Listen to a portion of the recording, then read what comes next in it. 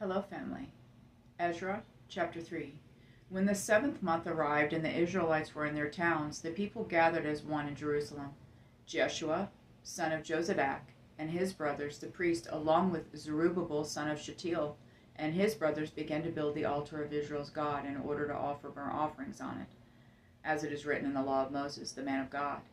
They set up the altar on its foundation and offered burnt offerings for the morning and evening on it to the Lord, even though they feared the surrounding peoples.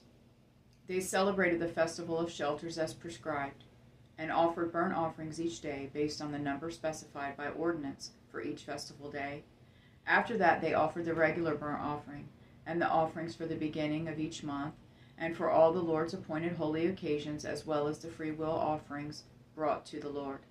On the first day of the 7th month they began to offer burnt offerings to the Lord, even though the foundation of the Lord's temple had not yet been laid. They gave money to the stone cutters and artisans, and gave food, drink, and oil to the people of Sidon and Tyre, so they would bring cedar wood from Lebanon to Joppa by sea, according to the authorization given them by King Cyrus of Persia. In the 2nd month of the 2nd year, after they arrived at God's house in Jerusalem, Zerubbabel, son of Shealtiel, Jeshua, son of Jozadak, and the rest of their brothers, including the priests, the Levites, and all who had returned to Jerusalem from the captivity, began to build.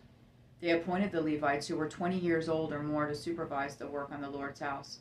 Jeshua with his sons and brothers, Kadmiel with his sons and the sons of Judah, and Henadad with their sons and brothers, the Levites joined together to supervise those working on the house of God.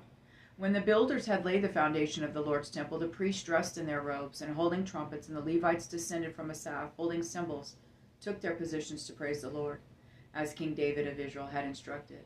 They sang with praise and thanksgiving to the Lord, for he is good, his faithful love to Israel endures forever. Then all the people gave a great shout of praise to the Lord, because the foundation of the Lord's house had been laid. But many of the older priests, Levites, and family heads who had seen the first temple wept loudly when they saw the foundation of this temple, but many others shouted joyfully. The people could not distinguish the sound of the joyful shouting from that of the weeping, because the people were shouting so loudly, and the sound was heard far away. I love you, Jonathan, Jesse, and Ryan.